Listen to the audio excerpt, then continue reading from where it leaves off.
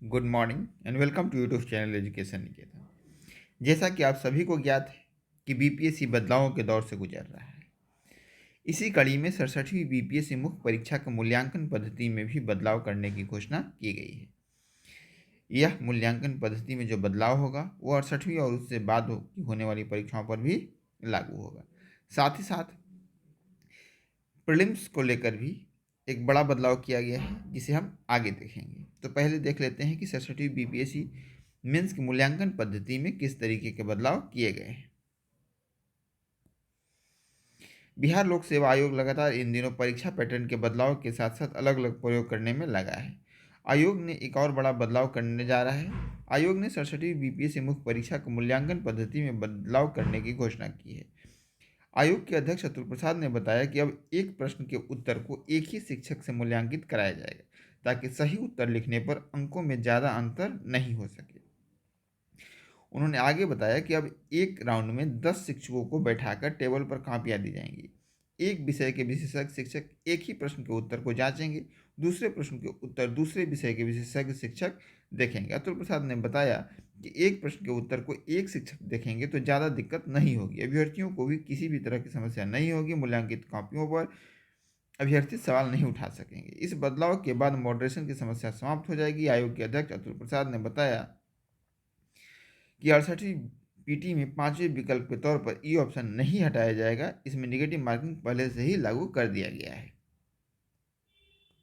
एक और महत्वपूर्ण मांग थी जो छात्रों की, उसे भी आयोग ने कल मान लिया है। छात्रों की मांग थी कि जो फाइनल आंसर की होती है वो रिजल्ट से पहले जारी होनी चाहिए, क्योंकि रिजल्ट जारी होने के बाद फाइनल आंसर जारी करने का कोई लॉजिक नहीं होता है।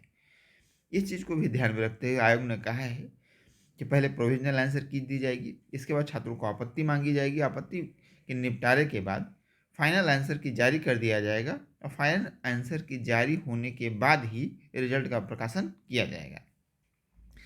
ये जो मांग थी वो छात्रों की बहुत पुरानी मांग थी कि जो फाइनल आंसर की है वो रिजल्ट के साथ ना जारी होकर उससे पहले जारी हो। तो बीपीएससी के अध्यक्ष ने छात्रों की इस मांग को भी मान लिया है। साथ ही साथ मूल्यांकित कॉपियों की वेबसाइट पर जो अपलोड करने की बात थी वो भी 67वीं से लागू हो जाएगी। यानी 67वीं बीपीएससी मुख्य परीक्षा की कॉपी देखने के लिए आपको आरटीआई के थ्रू आवेदन लगाने की आवश्यकता नहीं होगी। आप अपनी कॉपी को वेबसाइट से डाउनलोड करके देख सकते हैं। जहाँ तक ई ऑप्शन का बात है तो ई ऑप्शन 68 में रिमूव होगा ऐसा नहीं लगता अध्यक्ष की बात से, किंतु 69वीं बीपीएससी में इसे हटाने की पूरी संभावना है, जैसा कि हमने कल की वीडियो में भी आपको बताया था।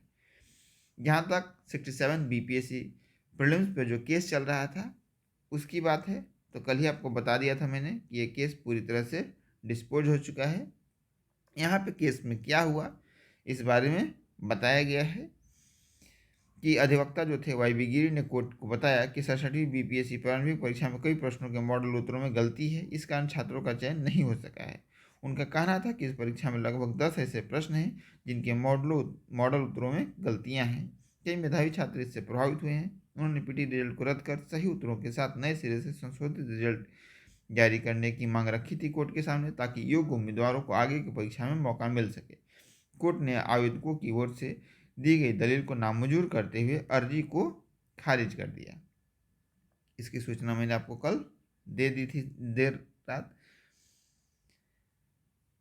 जहाँ तक डेट एक्सटेंड होने की बात है तो देखो इस पर अभी कोई पुष्टि नहीं है कि 67वीं बीपीएससी मुख्य परीक्षा का डेट एक्सटेंड होगा ही, लेकिन अध्यक्ष महोदय ने कल के अपने इंटरव्यू में कहा था कि आज शाम तक चीज़ें बिल्कुल क्रिस्टल क्लियर हो जाएंगी।